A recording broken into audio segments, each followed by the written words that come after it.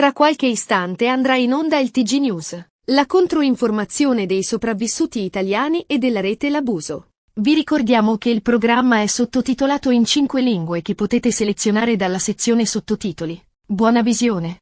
In a few moments the TG News will be broadcast. Counter-information from Italian survivors and the Abuse Network. We remind you that the program is subtitled in 5 languages which you can select from the subtitles section. Have a nice viewing. En unos momentos se transmitirá TG News. Contrainformación de supervivientes italianos y de la red Abuse. Te recordamos que el programa está subtitulado en 5 idiomas que podrás seleccionar en la sección de subtítulos. Buena visión. Dans quelques instants le TG News sera diffusé. Contre-information des survivants italiens et du réseau Abuse. Nous vous rappelons que le programme est sous-titré en 5 langues que vous pouvez sélectionner dans la section sous-titres. Bonne vue. In wenigen Augenblicken können Sie hier die TG News sehen. Sie finden Nachrichten von italienischen Betroffenen und dem betroffenen Netzwerk in Italien, Rete de Abuso. Das Programm wird in 5 Sprachen untertitelt, die Sie im Menü auswählen können. Viel Spaß beim Ansehen.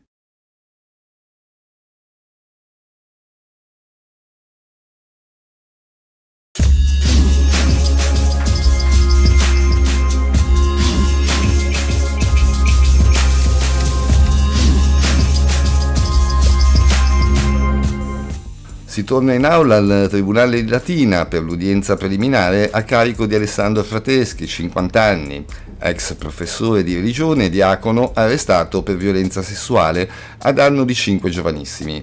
La giudice, Laura Morselli, ha accolto la richiesta di incidente provatorio per ascoltare i 3 ragazzi minorenni, studenti del liceo Majorana, e oggi dovrebbe essere affidato l'incarico a un perito che dovrà assistere i ragazzi nella delicata ricostruzione di episodi estremamente traumatici. Il giudice dovrà individuare uno psicologo specializzato dei reati sessuali a danno di minori che possa aiutarli nel racconto di quanto accaduto quando furono sottoposti ad abusi da parte del loro insegnante di religione, così come viene ipotizzato dall'accusa. Il perito, ancora non individuato, sarà incaricato di effettuare anche una perizia psicodiagnostica per rispondere a una serie di quesiti, esattamente 5. Il giudice vuole infatti stabilire se i ragazzi minorenni abbiano subito maltrattamenti o abusi sessuali in ambiente familiare o scolastico, se ci siano stati episodi traumatici o particolari stati emotivi. Difficile al momento ipotizzare i motivi che possono aver portato il giudice a formulare quesiti così specifici. Forse sono legati a particolari passaggi contenuti nelle carte d'inchiesta, ma è soltanto un'ipotesi, visto che la richiesta dalla procura in merito all'incidente probatorio riguardava esclusivamente la preziosa testimonianza delle vittime e non ne metteva assolutamente in discussione l'attendibilità.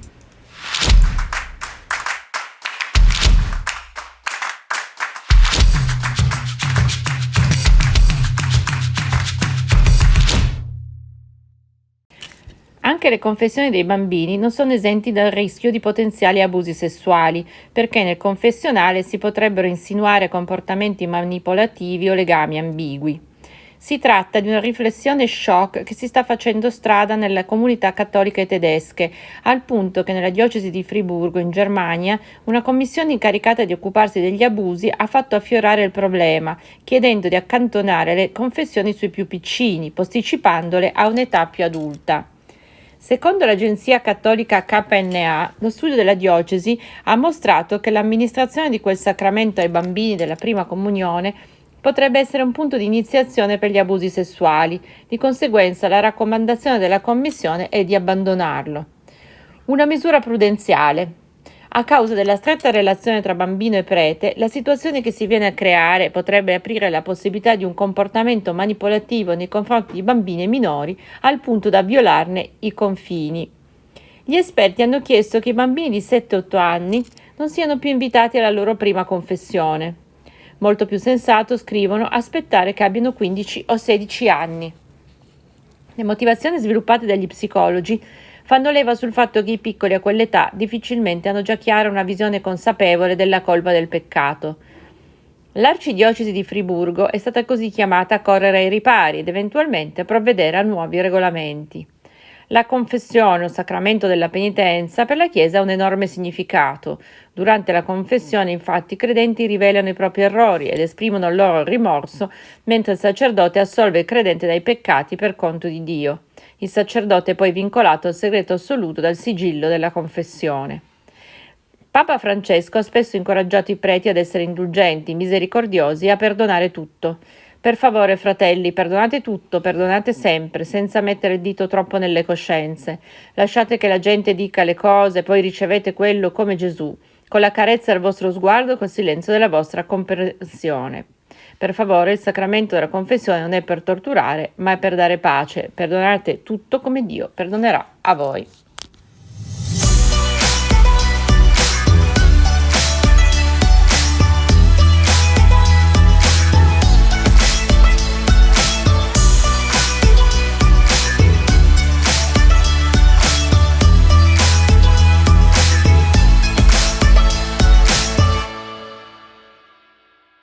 Il 14 marzo si è riunita per la prima volta la Commissione parlamentare d'inchiesta su Emanuele Orlandi e Mirella Gregori ed è stato costituito l'ufficio di presidenza.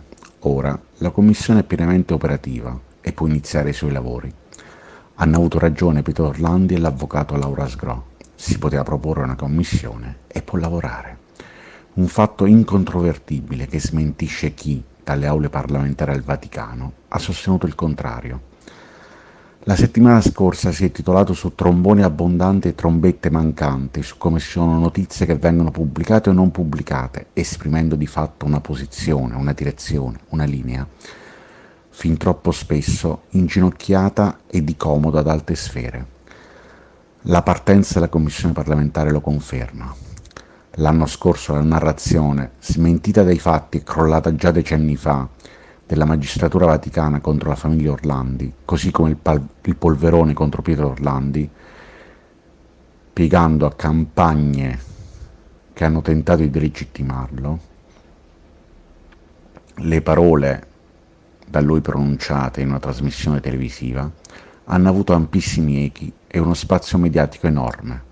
I 2 atti intimidatori contro di lui, quasi nulla di tutto ciò, esattamente come, in questi giorni, l'istituzione e la partenza della Commissione, che ora dovrà lavorare seriamente, dovrà fare inchiesta e non cercare verità di comodo. Come scrisse mesi fa su Notte Criminale Alessandro Ambrosini, la Commissione d'inchiesta Orlandi Gregori è un metro che misura la volontà effettiva di una classe dirigente di rompere con un passato che non ha raccontato, ha intorpidito, che non ha cercato, ha coperto, che non ha risolto, ha deviato. È e deve essere la discontinuità con ciò che non è stato fatto troppe volte nella storia d'Italia. Deve essere la prova che lo Stato non ha paura di rispondere alla richiesta di verità e giustizia del proprio popolo, che non teme di mettere sul tavolo il proprio futuro, dissolvendo le nebbie del passato. Non c'è più tempo per passare alle rassicurazioni, servono solo fatti e concretezza. Questo deve essere il tempo degli uomini giusti, non delle marionette di un teatro stantio.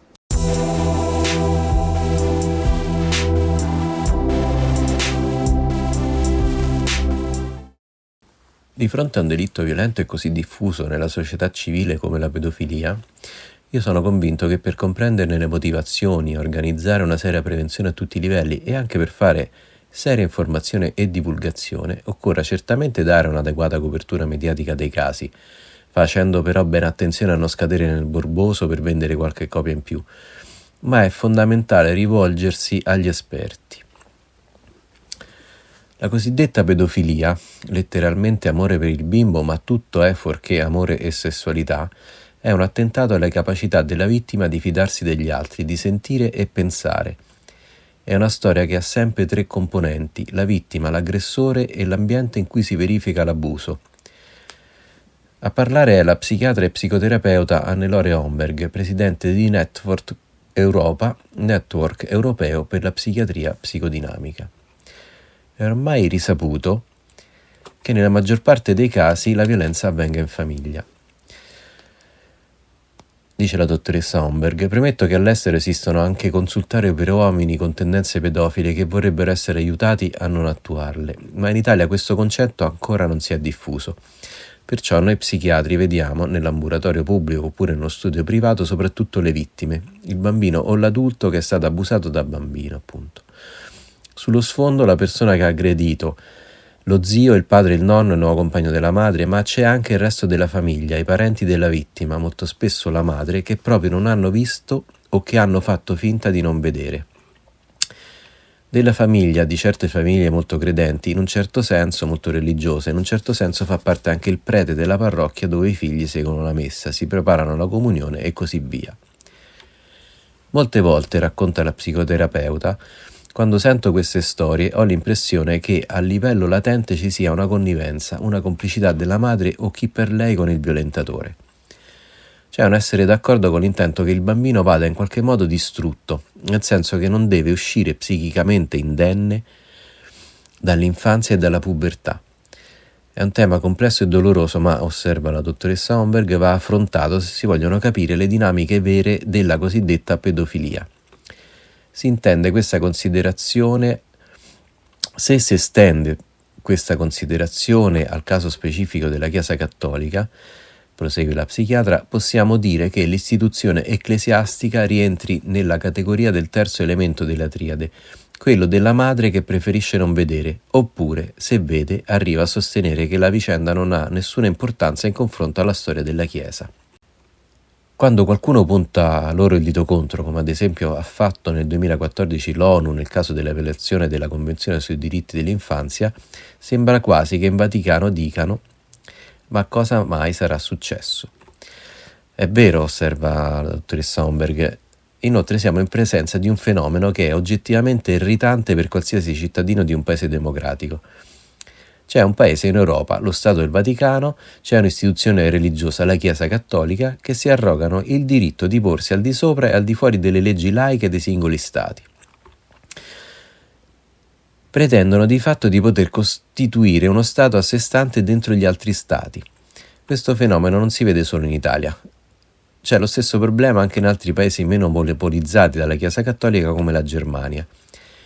Si ha la sconfortante impressione che le gerarchie ecclesiastiche, forse perché sono ancora legate a un modello teocratico medievale o di monarchia assoluta, siano incapaci di comprendere alcuni concetti moderni come quello di istituzione democratica e di Stato di diritto. Pertanto tranquillamente sostengono che il trattamento di questi, che sono dei gravi reati commessi contro cittadini di un determinato paese e come tali perseguiti dalla giurisdizione di questi paesi, siano in realtà una loro prerogativa da risolvere all'interno della Chiesa stessa, magari limitandosi a trasferire il prete pedofilo in un'altra parrocchia e tenendo segreto il motivo di trasferimento alla comunità, in barba quindi all'incolumità dei bambini e allo Stato di diritto. Da psichiatra, chiarisce Homberg, ribadirei questo concetto. Esiste una diffusa non cultura rispetto al bambino. Non cultura. Finché il bimbo non raggiunge 7-8 anni di età, questa non cultura, quindi non scrive e non esercita il cosiddetto raziocinio, secondo questa non cultura non sarebbe ancora un vero essere umano. Quindi quello che succede dalla nascita fino a quell'età non ha importanza.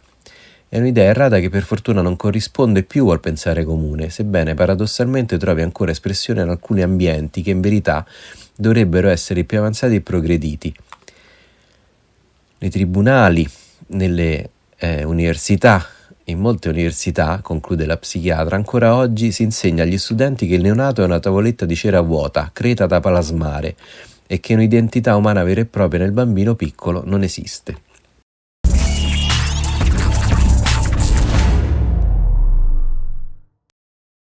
Per questa edizione è tutto, grazie per averci seguito. L'appuntamento è per sabato prossimo alle 12, avete l'Abuso News. Vi auguriamo un buon weekend.